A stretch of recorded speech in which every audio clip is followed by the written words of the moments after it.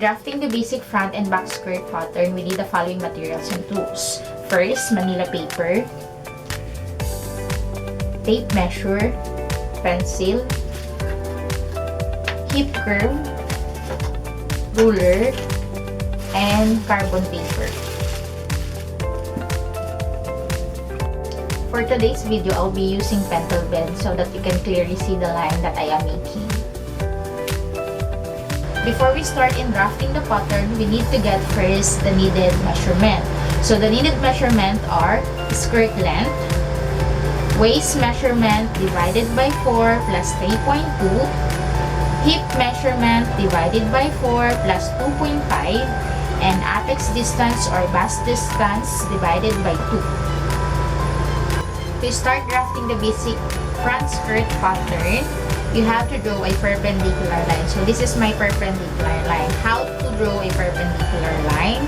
In drawing a perpendicular line, make sure to measure 5 cm from the center fold of our pattern paper and 5 cm from the top edge of the pattern paper. And mark the corner as point A. To get point B, from point A, measure the skirt length and mark it as point B. So from point A, my skirt length is 48, so I'll be measuring 48 cm downward and mark this one as point B. Okay, to get B1, from point B, measure 1/2 inch downward. This is my B1.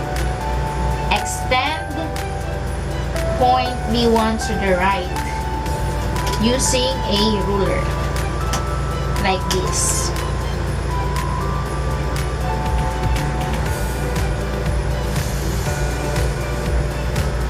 Okay, to get point C, from point A, measure 1/2 inch downward.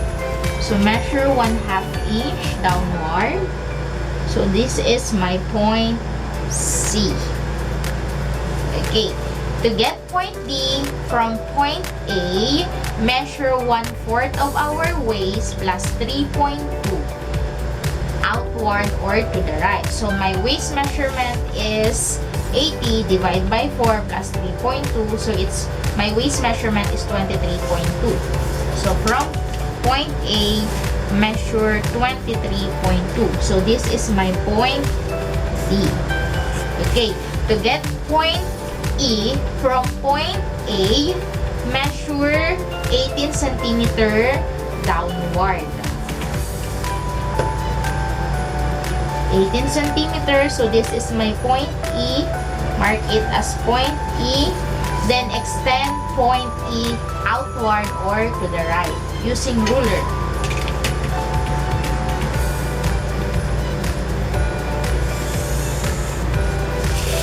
Okay, to get point F, from point E, measure 1/4 of our waist measurement plus 2.5. So mine is 26 cm.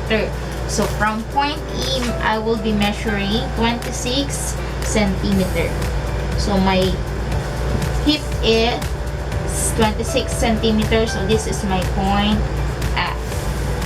To get point G, from point B1, measure 1/4 of our hip measurement plus 2.5 cm. So same as point E and F. So this is 26. So this is my point G. Mark it as point G. Okay. To get point H, from point G, measure 1/2 inch upward. So this is my point H. Connect point D and F using a hip curve. So using my hip curve. And point F and G using a ruler.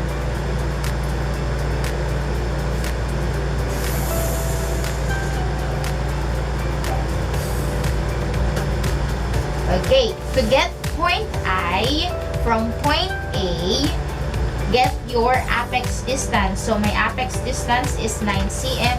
So I'll be using 9 cm and mark it as point I. So to get point J from point I, measure 12.7 centimeter downward. So this is my point J. To get point K from point I, measure 1.6 outward or to the right. 1.6. So this is my point K. To get point L from point I, measure 1.6 to the left. So this is my point L. Connect point I and J, K and J, and L and J using a ruler.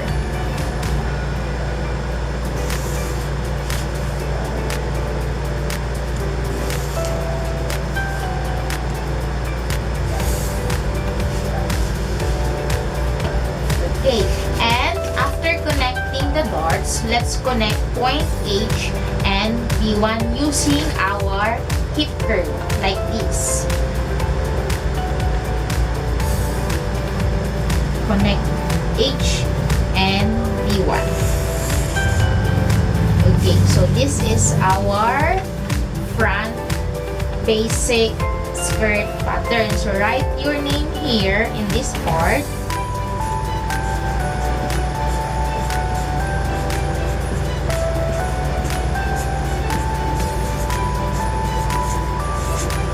And here in the lower part, write front skirt basic pattern. Okay, before I forgot, we must connect point D and point C. So by folding the dart, so we must fold the dart like this. Fold the dart first like that and connect it using a ruler like this. Connect point D and C by folding the dart. Okay. So this will be our front skirt basic pattern.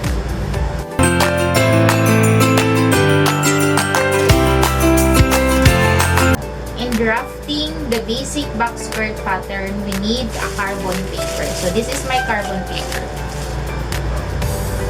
Place a carbon paper under the front basic pattern. So let's put this one under.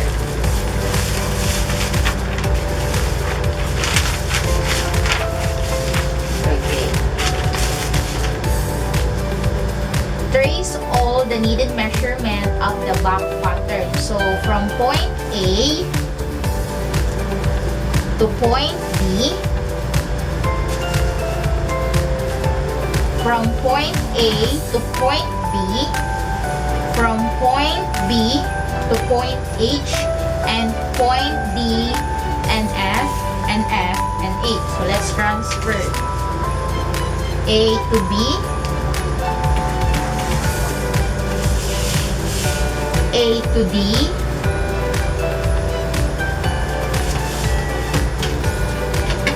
D to F,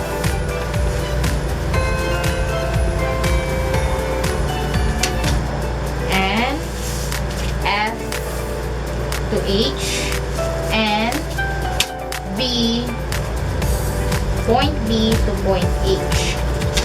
Okay, we need also to transfer the dart. So from point I to J, L to J, and K to J.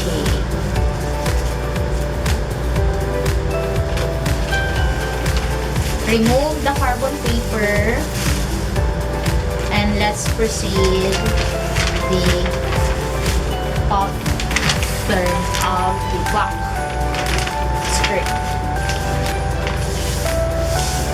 Okay, so before that, we need to darken the lines.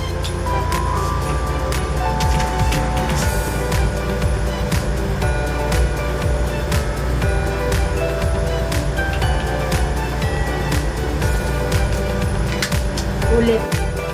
After tracing our front pattern, we need also to trace or to connect point D and point C. Before that, we need to fold first the darts before connecting the point D and point C. Like what we did in the front pattern.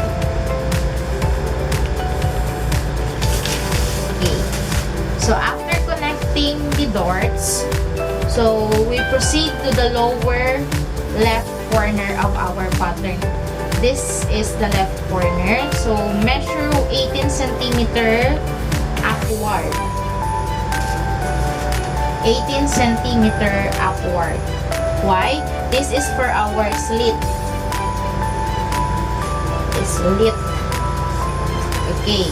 After measuring this slit, so this is our final, our basic back skirt pattern rather.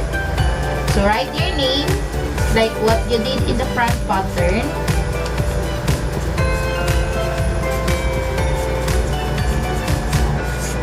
And write basic